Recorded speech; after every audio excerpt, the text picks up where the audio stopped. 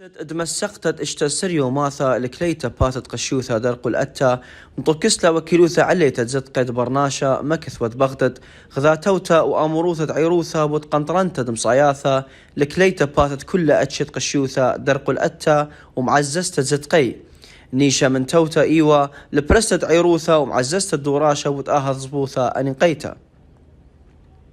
نشكر دولة رئيس الوزراء هو الداعم المباشر لمثل هذه الحملات التوعوية ضد العنف ضد المرأة، ونحث على هذه المؤتمرات برعاية المفوضية العليا لحقوق الإنسان بصورة عامة.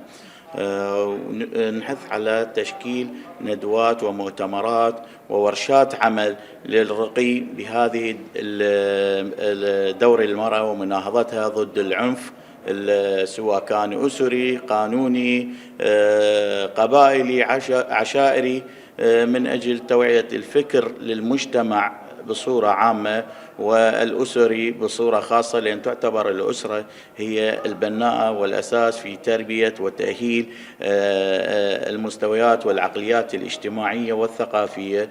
حقيقة المرأة دائما أنا برأيي مظلومة، سواء بالعراق أو في بقية البلدان، وخاصة البلدان العربية أريد أن أقول بهذا الشكل.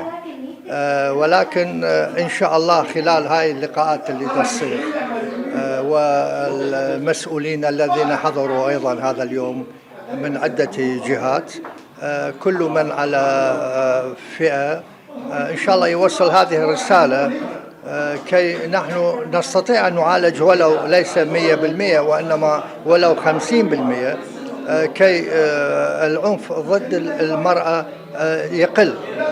يعني احنا نريد أن نكون مثل بقية الدول، يعني المرأة توصل إلى رئيس جمهورية، توصل إلى رئيسة وزراء، توصل إلى الفضاء، وصلت المرأة. ولكن احنا للأسف الشديد بعدنا، يعني أنه إذا صارت حالة معينة دائما نتجنب ونقول لا، هذه مرأة ما يجوز أعطاها الفرصة، ما يجوز أن تتقدم وإلى آخره. فإن شاء الله خلال هاي اللقاءات الحلوة اللي بادر بها السيد رئيس الوزراء محمد شيع السوداني، حقيقة خطوة تقدمية، وأنا برأيي أنه إن شاء الله ستكون هناك لقاءات أخرى وتأكيد على هذه الظاهرة، العنف ضد المرأة أو ضد النساء. المرأة دورها فاعل في الأسرة وفي المجتمع. المرأة عنصر رقيق وأيضا قوي. المرأة فاعلة في أسرتها وفي المجتمع. المرأة هي بناء الأسرة. بناء الأسرة يجي من أساس بناء المجتمع. وفي مواقف أخرى المرأة أثبتت وجودها في الدولة، وجودها في البرلمان، وجودها هي كأميرة، وجودها كملكة، وجودها كمعمارية، أثبتت وجودها في كل محافل البلد. عليه يفترض إعطاء أهمية لدور المرأة. الحقيقة في الأزمنة الفاتت بالتاريخ كان للمرأة دور أكثر فاعلية. من هذا الزمن الحقيقة دور المرأة أصبح هامشي، وأصبحت المرأة معنفة من قبل الأسرة، من قبل الزوج، من قبل المجتمع، من قبل المجتمع العشائري أيضا. هنا يتهمش دور المرأة. فالحقيقة يعطى دور للمرأة يكون أفضل، وهو قوة للمجتمع وبناء المجتمع والأسرة. هاي الحملات جيدة جدا، ينراد باستمرار، وخاصة بالتلفزيون وتشديد القانون. هاي النقطتين، حملات باستمرار وتجديد القانون، حتى يوميا يبقى بباله بأن أكو حملات ضد العنف ضد المرأة. باشرت المفوضية العليا لحقوق الإنسان مكتب بغداد إطلاق الحملة الخاصة بمناهضة العنف ضد المرأة، حملة 16 يوم، وهذه الحملة راح تستهدف عدد من المؤسسات والمنظمات المجتمع المدني والكليات والجامعات، وستركز هذه طبعا بالتعاون مع مستشارية رئاسة الوزراء وممثلي المكونات والأقليات في العراق، وراح تكون متنوعة حتى نبحث بها عن جذور هذه المشكلة كمفوضية عليا لحقوق الإنسان كجهة رقابية، نبحث بها عن جذور مشكلة العنف الموجه ضد النساء والفتيات. وهذه الجذور سواء كانت اقتصادية أو اجتماعية أو سياسية، وسنناقش ونحاور المشاركين للوصول إلى الوضع الحلول المناسبة لهذه المشكلة، وممارسة دورنا كمؤسسة رقابية وطنية وكمؤسسة تسعى إلى نشر وعي ثقافة حقوق الإنسان ومناهضة العنف ضد أهم فئة من فئات المجتمع وهي المرأة. وآها قدشا إلي خسهمة من جربياثا خيلانقة عززت زدقة أتا قو عراق ومخددتا عرخشتا تشوت آسي قوايا وتولاي بكليتا الدرق القشوثة بنيا على أتشك نشايا وكل أتشي خيني بريشي قو عراق.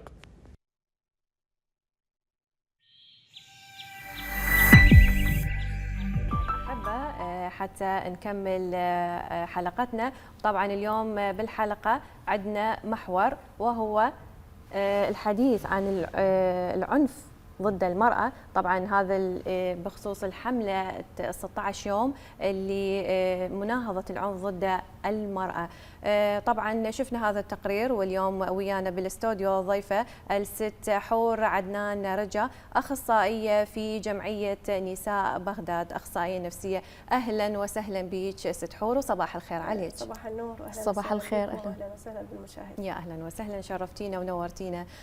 ست حور، طبعا بداية أني يعني من خلال تعريف عن حضرتك قلتي أنه هي حضرتك أخصائية نفسية في جمعية نساء بغداد. حدثينا شوي أكثر عن هذه الجمعية، يعني شو وقت تأسست، شنو اهتماماتها؟ تمام. أنا حور، معالجة نفسية في جمعية نساء بغداد. هي جمعية خاصة للنساء فقط، تقدم خدمات الدعم النفسي المتخصص، العلاج النفسي المتخصص، وأيضا خدمات الاستشارة القانونية والتمثيل القضائي المجاني. أيضا تقدم بعض الخدمات خدمات التدريبية لبعض النساء التي تعزز دورهم بالمجتمع ودورهم بالأسرة. نعم، يعني هو بها أقسام أو هي جمعية خصصت لأجل هذه الأمور. اي نعم، هي بها تخصصات تفرعات، بس الخدمات اللي تقوم عليها هي الخدمات اللي قلت لك اياها، الخدمات النفسيه، الخدمات النفسيه والقانونيه القضائيه، التمثيل القضائي اللي يدعم المراه، يدعم دورها، يحاول يقلل من العنف بالمجتمع، يحاول يوعي. احنا دورنا توعيه بالمجتمع، دورنا توعيه للنساء، وهدفنا احنا نقلل هذا الجانب من العنف اللي تواجهه بعض النساء. ايضا دور المحاميه دورها تمشي بالقضايا اللي تتعرض لها النساء، تاخذ يعني مثلا قضيه معينه من معنفه وتمشي بالقضيه وتحصل على قضية كاملة وناجحة. صحيح. أجدد مرة ثانية ترحيبي بحضرتك ست حور، ومرة ثانية نريد نسأل عن أهم القوانين اللي تدعم مثلا، اللي تعزز من مكانة المرأة بالمجتمع وتوعيها حتى تكون فعالة بالمجتمع أكثر، ونوقف كلنا ضد العنف اللي متوجه سواء كان العنف جسدي أو نفسي. نعم، بصراحة أنا مو كلش لي دراية بقسم القانون أو نعم. ما هو نعم، بصورة عامة حديثي. بصورة عامة إحنا النساء اللي تواجه هذا العنف تجي عندها مثلا أدلة معينة بالعنف اللي تواجهه، مثلا أدلة جسدية، ضربات، كدمات، فتجي تقدم هذا البلاغ على الزوج، تمشي المحامية بهذا التقرير. بعدها ينحكم الزوج، يعني أقصى حد ينحكم 3 سنوات. زين، شنو يعني أكثر حالة مؤثرة مرت بكم عن تجارب هذه النساء؟ والله مع الاسف هو هوايه حالات احنا دا نشوف ومتكرره ودا تصير وبشكل اوسع وبشكل اكثر انتشارا. حاليا احنا دورنا احنا دا نوعي النساء، صحيح. لان ما تعرف هي شنو الها، شنو تمشي بالاجراءات، شلون يقدر القانون يحميها، شلون يقدر المجتمع يحميها، من تلتجئ، ما تعرف وين تروح. فاحنا دورنا نوعي هاي الفئه، دورنا نوعي خصوصا البيئات الفقيره، البيئات المهمشه قليل ما تعرف يعني. هل هذا الشيء، سؤالي التالي، هل هذا الشيء المستوى نقدر نقول مستوى التعليمي، الحاله الاقتصاديه ممكن تساهم، وشلون ممكن تساهم بزياده هذا العنف؟ من اهم النقاط اللي قلت عليها عشتيدش، من اهم النقاط اللي ياثر على العنف او اللي بسبب هذا العنف او انتشار هذا العنف هي الفقر والعوز المادي وقله التعليم.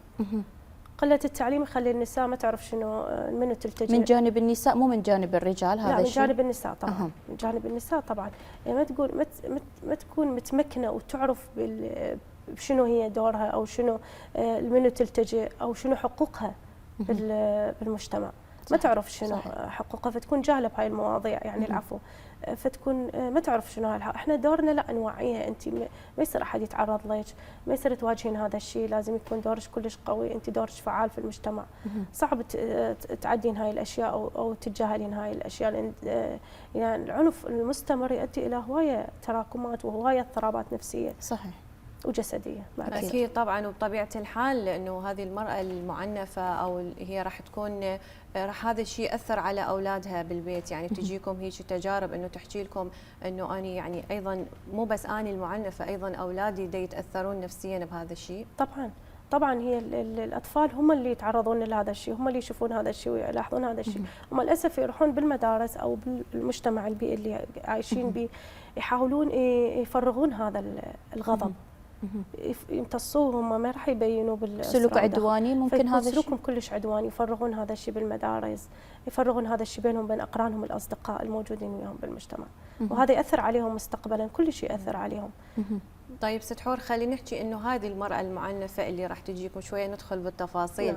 يعني شنو الطرق النفسيه اللي حضرتك تنطيها لهم، يعني بصوره خلينا نقول اوضح للمراه، يعني شلون تبدين معالجتها نفسيا حتى يعني تتخطى هذه المرحله، ولو راح تكون بالبدايه صعبه جدا عليها. تمام. احنا بالبدايه نستقبل الحاله، نعرف مشكلتها. أنا وياي موظفة إدارة حالة، إدارة الحالة تستقبل الموظفة، بعدها راح تقيم الاحتياج الموظف الناجية، تقيم احتياج الناجية، تاخذ المعلومات الأولية للناجية، طبعا بسرية تامة، سرية تامة، أي معلومة ما تطلع من المكتب، تاخذ المعلومات كاملة، تاخذ المشكلة، تحدد المشكلة، تعرف شنو احتياج المرأة، على أساسها تحدد إذا قانوني أو نفسي.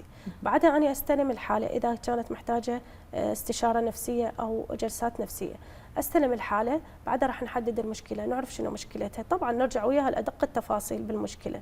بعدها إذا كانت محتاجة مثلا اضطراب معين أو اضطراب بسيط، بداية اضطراب بسيط، قلق، قد يكون اكتئاب، راح نحدد السبب وبعدها نبلش بالجلسات. خلال الجلسات إذا كان لازم يكون أكو تدخل علاجي دوائي، احنا نحيلها إلى طبيب نفسي. أكيد. الطبيب النفسي راح يتدخل بالعلاج الدوائي، العلاج الدوائي هواية راح يساعد بالجلسات النفسية، هواية راح يقلل من هذا الاضطرابات. الجلسات النفسية مساعدة مع العلاج الدوائي. كم جلسة ممكن يعني تتطلب؟ والله تقريبا للحالات من 8 إلى 12 جلسة. وهي تكون يعني الفترات ما بين هذه الجلسات أسبوعيا متقاربة يعني تكون؟ هي جلسة أسبوعية. جلسة أسبوعية مدتها 45 دقيقة. تمام. ست حور، بالنسبة للجانب النفسي، ممكن أحد الأقران مثلا أو أصدقاء العائلة أو أحد من العائلة يلاحظ هذا الشيء على النساء المعنفات نفسيا خصوصا، ماكو كدمات ممكن تبين، شلون ممكن أحد يلاحظ بعض العلامات تدل أنه فلان هذا الشخص هذه المرأة معنفة نفسيا ويوصلها للطريق الصحيح لهذه الجمعيات اللي تعنى بصحتها النفسية؟ والله احنا نتمنى اكو هذا الدور، خصوصا من الافراد الموجودين داخلها كزوج، اخت، ام، تلاحظ اكو تغييرات على البنت او المراه بشكل عام، باختلاف المسبب، باختلاف الشخص المسبب للعنف. طبعا راح تتغير هوايه سلوكها، يتغير تفكيرها، يتغير نمط الحياه. هاي الاثار النفسيه هوايه تاثر على بنايه الشخص وتاثير الشخص، يصير شخص انعزالي، يصير شخص انطوائي، يصير قليل الاختلاط. بالبداية ينسحب، كثير النوم، أكل قليل، فهذا الشيء يقلل من دورها، خصوصا دورها هي في البيت أو بالمجتمع. هذا الشيء يتلاحظ بسرعه على الحاله، ومع الاسف احنا ما عندنا هاي الشيء يعني بالمجتمع، كلش صعب احنا نواجه هاي الاشياء، تجينا الحاله كلش متاذيه واصله مرحله وتقول والله انا صعب ارجي بسبب الوصمه وبسبب العار وبسبب العيب بالمجتمع، انه انا ما يصير اراجع طبيب نفسي او معالج نفسي، راح يعيبون علي وراح يقولوا لي مريضه نفسيا او تحتاج ولهذا تحتفظون بالسريه، نحتفظ بالسريه التامه. نعم، واكثر اتجاه النساء للمنظمات خصوصا احنا، لان تعتبرها سريه وما حد راح يشوفها وما حد راح يركز عليها الضوء، فهي تجينا مرات البنت او المراه تجينا متنكره تماما، ما تريد احد يعرفها، او تجينا على اتصال مثلا، تخابرنا من اتصال فلان من فلان، ما تريد تبين هويتها كامله، فاحنا نبلش وياها بالنقاط، نعطيها السريه التامه، نعطيها الامان، نهيئ لها بيئه امنه، كلش امنه، يلا تقدر تفتح هذا الباب وتحكي بهذا الموضوع. اكيد. زين ست حور، يعني تشوفون اكو استجابه من هذه النسوه يعني بالعلاج، اقصد يعني يكون اكو حالات تشافي 100% خلينا نقول؟ طبعا، يعني الصراحه احنا وصلنا قصص نجاح كلش كبيره وواسعه، الحمد لله، يعني كلش كبيره وواسعه قصص النجاح كانت كلش حلوه. كانت اكو قصه اذا تحبون اذكرها. اكيد. اكو قصه كلش احب اذكرها دائما وافتخر بها، يعني هي من بين 1000 قصه، يعني انا صار لي هوايه بمجال هذا، المجال علم النفس، مجال الارشاد النفسي والدعم النفسي. هي جتي عائده من المانيا، فكانت صعب عليها تتاقلم بالعراق، هي فتره عايشه كلش فتره كبيره بالمانيا، فكان صعب تتاقلم بالعراق، فكانت تواجه ظروف صعبه ماديه، ظروف نفسيه، ظروف جسديه، كل شيء تواجه بالمجتمع، فكانت تعاني من الاولاد وتعاني من الزوج وتعاني من الاهل الزوج والبيئه اللي حواليها. فجدتي راجعت، احنا كنا نستهدف الفئات العائدين والنازحين، فكانت تجي علينا تراجعنا، فبالبدايه حولتها طبيب، مو بالبدايه يعني احنا عندنا تقييم بدائي. أكيد. تقييم بدائي ومقاييس بدائيه نقيس شده الاضطراب النفسي، بعدها على اساسها نحيلها على الطبيب النفسي. الطبيب النفسي شخصها قال عندها اكتئاب كلش حاد، اكتئاب كلش حاد بسبب العوده وبسبب عدم التاقلم. فتدخل الدواء طبعا بالعلاج النفسي، بعدها استمرينا بجلسات اسبوعيا، بعدها قدرت، هي بالبدايه لا عندها بيت ولا عندها عمل ولا زوجها يشتغل وكلش يعني كان وضعها المادي والنفسي. بعدها قدرنا نساعدها بدون ما نقدم لها اي شيء، فقط جلسات الدعم، يعني بدون دعم اي مادي. قدرت تفتح مشروع، هي كانت تعرف، كانت خياطه قديمه يعني كلش، بس ما كانت تتطرق لهذا الموضوع. رجعنا وياها لدق التفاصيل، عرفنا نقاط القوه اللي عندها، عرفنا شنو الشيء اللي يشجعها ويقويها على هذا الشيء. فعلا ست حور، وانا اريد اعرف هاي الامور شنو اللي تحجون بيه عنها يعني وياها، اقصد شنو الامور، شلون تفاتحوها، شلون تخلوها هي تحكي، يعني تفتح قلبها لكم؟ بالبدايه توفير، قلت لك توفير بيئه امنه بحيث تخليها كلش هادئه. احنا عندنا غرفه خاصه للعلاج النفسي، غرفه هادئه، اضواء معينه، جلسه خاصه كلش هدوء تام، يخليها يعني تحكي بدون خوف، بدون تردد، بدون كل شيء. فهي راح تبلش بهاي الاجواء، بعدها تقدر تعطينا التفاصيل كامله ونرجع وياها لادق التفاصيل طبعا من الطفوله لحد الاخر عمر يعني هي وصلت له. بعدها قدرت تفتح مشروع بعد ما سلطنا الضوء على نقاط القوه اللي عندها، وقدرت تعرف هي شنو نقاط قوتها. ما كانت تعرف هاي الاشياء، كانت بس تنظر للحياه بشكل سلبي. صحيح. دائما تنظر للاشياء بشكل سلبي، دائما تقول انا ما اقدر اعيش، ما اقدر. فما شاء الله صارت صاحبه اكبر مشروع خياطه، محل كامل، وصارت ناجحه، اطفالها درسوا ووصلوا وما شاء الله، وتشافت من العلاج، وبعد ما تستخدم العلاج وصار كل شيء طبيعي. ما شاء الله، جدا فخورين بهذه الحاله. اكيد كل الحالات اللي تعالجوها وباقل، نقدر نقول باقل جهد تبذلوه، اكيد الى فرق جدا كبير بحياه كل النساء. اكيد يعني أكيد. تسلم ايدكم على هذا الشيء، يعني انا كلش ما اعرف تاثرت بهذا الموضوع، يعني انه هي ما كانت تعرف شنو دورها، شنو اهميتها. صح. لانه هنا دور التوعيه طبعا راح يبرز اكثر. أكيد. لانه ما كانت تعرف هي شنو نقاط القوه اللي عندها، عليها. صح. فانتم تدخلتوا صار هذا الشيء يعني فعلا خطوه جدا جباره من وتأثير عندكم. النفس كلش قوي، تأثير النفسية كلش قوي على الإنسان أكيد. وعلى تفاعله بالمجتمع وعلى تفاعله حتى بالأسرة. يعني تخيلي واحد ينطيك كلمة إيجابية الصبح أو يعطيك كلمة حلوة فعلاً. الصبح، أنت صحيح. تستحقين هذا الشيء، صحيح. والله راح تبدعين. وتخيلي إذا تسمعين في الشيء سلبي أو انتقاد راح يأثر هذا على المزاج يعني طول اليوم. صحيح. فإحنا زين هدفنا. ست حور، يعني شنو برايك انه مو فقط الحاله الماديه اللي تتاثر، يعني ممكن مو فقط النساء اللي يعني يعيشون بالفقر هم يمكن يلجؤون لكم، ممكن ايضا النساء اللي يعني خلينا نقول حالتهم الماديه زينه بس يعني خلينا نقول يعني ممكن يتاثر هذا الشيء على نفسيتهم، يعني برايك اكو هذا الشيء وارد؟ طبعا طبعا. مو بس العوز، لا مو بس العوز نعم. المادي، اكو لا اكو اضطرابات نفسيه كلش قويه. اكو اشخاص واصلين مرحله من الاضطراب، متعرضين لصدمات كلش نعم. هوايه، متعرضين لصدمه من الطفوله، ما مراجعين هذا الشيء وما يعرفون الجانب النفسي، وهسه طلعت عليهم هاي الاعراض صحيح. بسبب تعرضهم لشيء معين او شيء بسيط. رجعت عليهم هاي الذكريات الاقتحاميه اللي تواجه الفرد، فيخليه يرجع الاثر الصدمه القديمه اللي يمر بها، ويخليه يتعرض لاكتئاب جديد او حاله من القلق الجديد. صحيح. ست حور، سؤالي التالي هو عن شلون ممكن احنا كمجتمع او كنساء بصوره خاصه نزيد الوعي للصحه النفسيه خصوصا للمراه او لكل بنت موجوده بالمجتمع سواء تعرضت لعنف او غير متعرضه لعنف، نهتم بالصحه النفسيه حتى نواجه هذه الآفة الموجوده بالمجتمع وهو العنف. شلون ممكن نزيد الوعي في هذه النقطه؟ تقصدين دور الاعلام لا دور احنا كمنظمات؟ الدور كمجتمع ككل. المجتمع ككل. طبعا كل المجتمع له دور اساسي ورئيسي لتحديد دور المراه في المجتمع، من خلال يقلل من عدم التمييز بين الطرفين، يعطيها فرص هوايه بالمجتمع، خليها تشارك هوايه. يعني احنا نعرف دور المراه التاريخي القديم بالمجتمع، دورها بالتعليم، دورها بالهندسه، دورها بالاسره، دورها كداعمه، صح؟ فهذا كلها دورها يشجعها يؤدي دورها بالمجتمع. اذا اتاحت لها الفرص للعمل بالمجتمع، هذا يقلل من العنف، يقلل من الحديه او المساواه، يخلي مساواه بين الطرفين بدون هذا التمييز الطرف. تلاحظين ست حور انه اكو تغيير بدور، يعني انه صار دور اكثر للمراه وتمثيل اكثر للمراه في مكونات المجتمع؟ اي طبعا صح، ما كان لها دور كلش قوي يعني سابقا. حاليا لا، دا نشوف حلو، المراه لها فرص هوايه بالمجتمع، وهذا الشيء دا اشوفه دا ينجح، وهذا الشيء دا اشوف حتى المجتمع دا يصير احسن واحلى. اكيد صح، طبعا. ودورها دا يكون احلى، خصوصا اكو بعض المكانات تحتاج فقط الى المراه. بعض المكانات تحتاج فقط ان تكون المراه موجوده بهذا المكان. اكيد. انا اشوف مثل مجال التعليم، مجال الصحه، اشوف دور المراه كلش تربيه مهم. الاولاد. احنا قبل شويه طلعنا بمهرجان عن الطفل، حكينا انه يعني الطفل بصوره او باخرى يكون هو مرتبط بوالدته، خلينا نقول، او اخته الكبيره او هاي، لانه يمكن اكثر الاوقات هي تكون وياه بالبيت، فنفسيته تتعلق بنفسيتها. شنو رايك بهذا الموضوع؟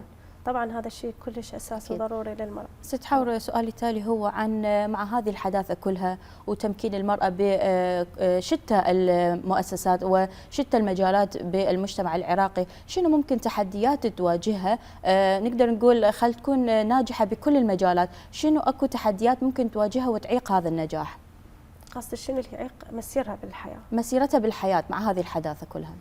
طبعا قلنا انه ماكو فرص، هاي ذكرتها قبل شوي، ما لها فرص، هذا الشيء اللي يؤديها طبعا ويؤدي دورها بالمجتمع، انه ماكو فرص، تعليم ماكو، فهذا الشيء هو اللي توعيه ماكو، قليله توعيه، فاحنا دورنا الاساسي هي التوعيه. اكيد. كل شيء ياثر هذا الدور على المراه، كل شيء ياثر هذا الدور، اذا كان على المدارس، دور البنت من بدايتها، يعني إذا نوجهها ونعلمها ونوعيها الأشياء هي ما تعرفها، مثلا بسبب انفصال الأم عن الأب أو بسبب التفكك الأسري، فإحنا دورنا إذا أكو دور مرشد تربوي بالمدارس أو بالجامعات أو بالمحاكم قبل الزواج، هذا كله يأثر على توعية المرأة، لأن خصوصا هسه نعرف هواية أكو نساء ما يعرفون هذا دورهم بالمجتمع، ما يعرفون شنو هم دورهم، ما يعرفون شنو سبب التعليم أو شنو أثر التعليم. صحيح.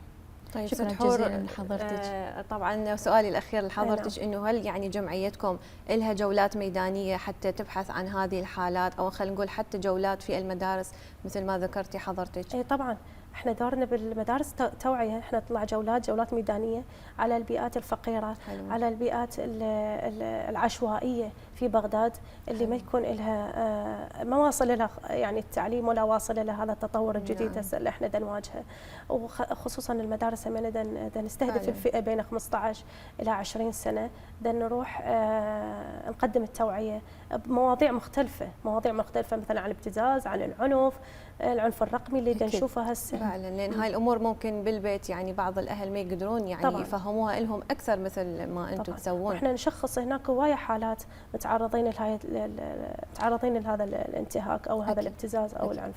يعني شكرا ست حور، بصراحه معلومات جدا فعلاً قيمه بصراحه. نعم. وحديث جدا شيق. طبعا ممكن اطلب من حضرتك رساله لكل بنت ولكل مراه تشاهدنا من خلال قناتنا.